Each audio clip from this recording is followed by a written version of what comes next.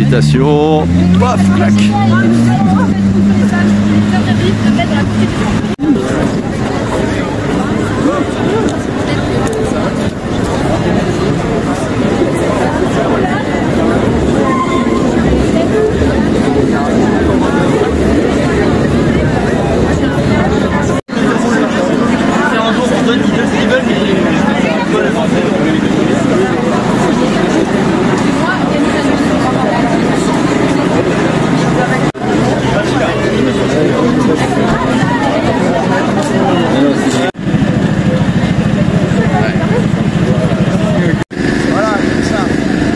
Patriarcat abolition.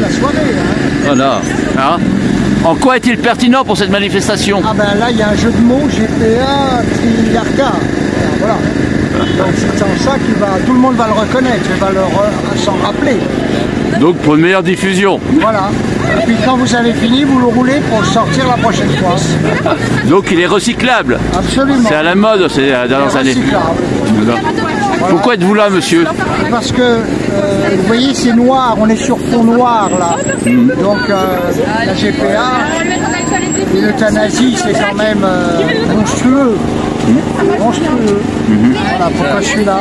C'est parce qu'on est en train de jouer à Dieu. On n'est pas Dieu. Donc vous critiquez surtout l'instinct d'apprenti sorcier de certains de nos dirigeants. Absolument. Voilà. Pas seulement nos dirigeants, toute l'Europe, hein, le mondialisme. Un mondialisme qui se permet de rentrer dans la vie de chacun. Pas toute l'Europe, hein, c'est avec une petite partie des pays européens. Heureusement, mais il y a aussi les États-Unis, le Canada sont en tête pour ces histoires-là.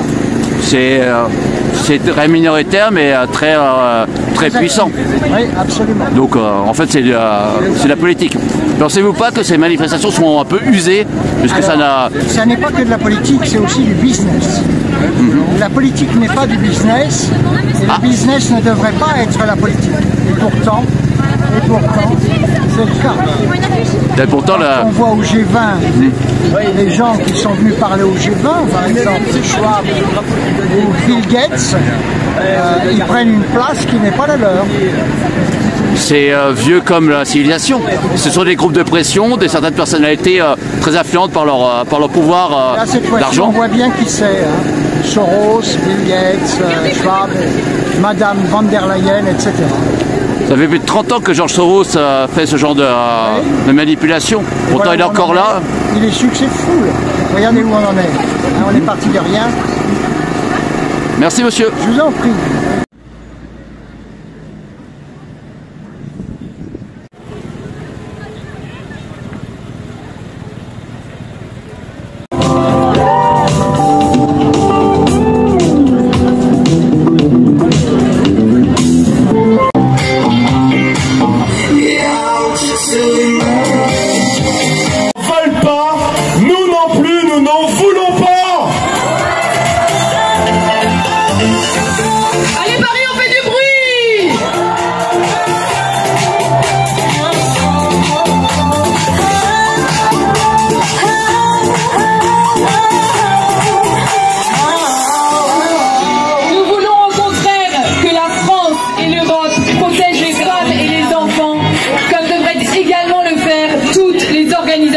internationale.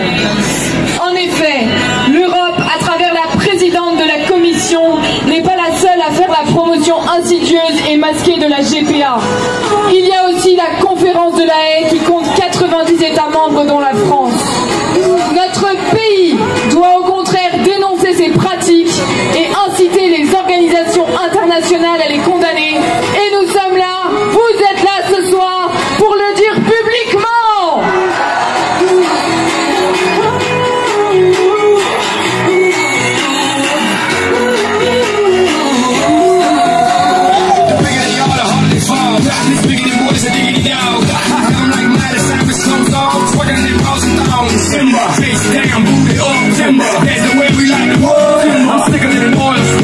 She won't, but I bet she will. Timber, swing your body round and round. Bend in the night, it's going down. One more shot, another round. Bend in the night, it's going down. Swing your body round and round. Bend in the night, it's going down. One more shot, another round. Bend in the night, it's going down. I'm yelling timber.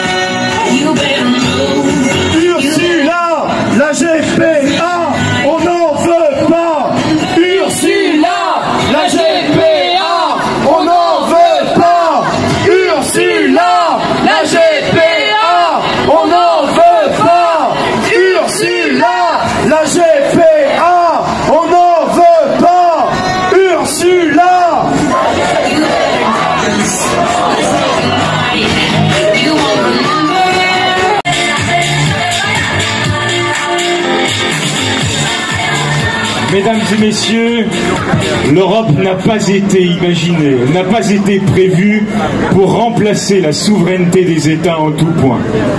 Il y a un principe, celui de la subsidiarité, qui devait prévaloir à toutes les décisions qu'en Europe, on est censé construire ensemble. La subsidiarité, ça veut dire que l'Europe prend en charge ce qui, porté tous ensemble au niveau européen, sera plus efficace que ce qui peut être porté au niveau national.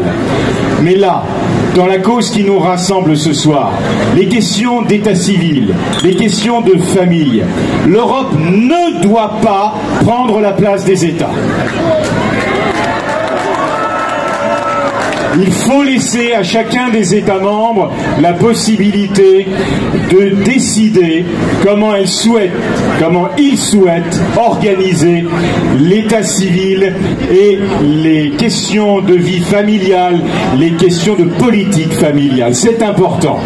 Alors, je voudrais rappeler dans mon court discours les propos d'un ancien ministre de la France, monsieur Manuel Valls, qui, il y a 8 ans, affirmait ceci dans les colonnes du journal La Croix. Il faut affirmer des positions claires, disait-il. La gestation par autrui est et sera interdite en France. La France n'a jamais varié sur ce sujet. Elle est opposée à la législation de la GPA, qui est, il faut le dire, et écoutez ce qu'il faut dire, une pratique intolérable de commercialisation des êtres humains et de marchandisation du corps des femmes. C'est pas vrai ? Absolument.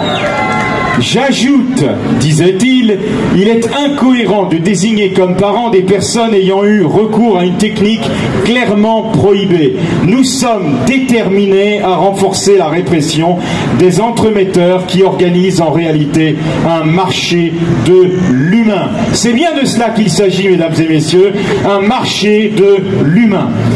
Et la guerre en Ukraine, malheureusement, a de nouveau mis en lumière ce marché de l'humain. Ainsi, les commanditaires français de gestation par autrui en Ukraine ont fait venir leur mère porteuse pour certains en France, en toute illégalité, pour la faire accoucher sous X et permettre au père biologique de reconnaître l'enfant, puis à la mère d'intention de l'adopter. Savez-vous qu'à Saintes, en Charente-Maritime, l'aide sociale à l'enfance a déposé plainte contre ces agissements? Elle a déposé plainte, l'aide sociale à l'enfance, pour délit de provocation à l'abandon d'enfant, pour délit d'entremise entre un couple et une personne acceptant de porter l'enfant, GPA, et pour délit de substitution volontaire, simulation ou dissimulation ayant entraîné une atteinte à l'état civil d'un enfant. Mais le procureur de la ville a décidé de classer cette affaire. C'est une honte. C'est pourquoi, mesdames et messieurs, ce soir, nous demandons encore à l'État de s'expliquer sur ces faits et de poursuivre les commanditaires d'un tel marché.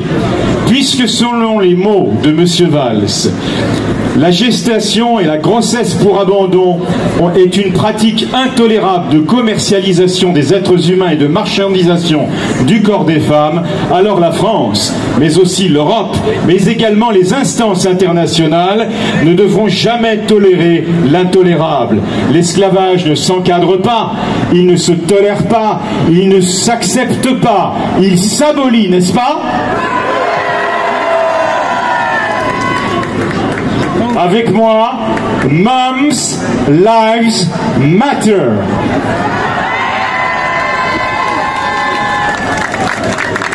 Merci d'être là.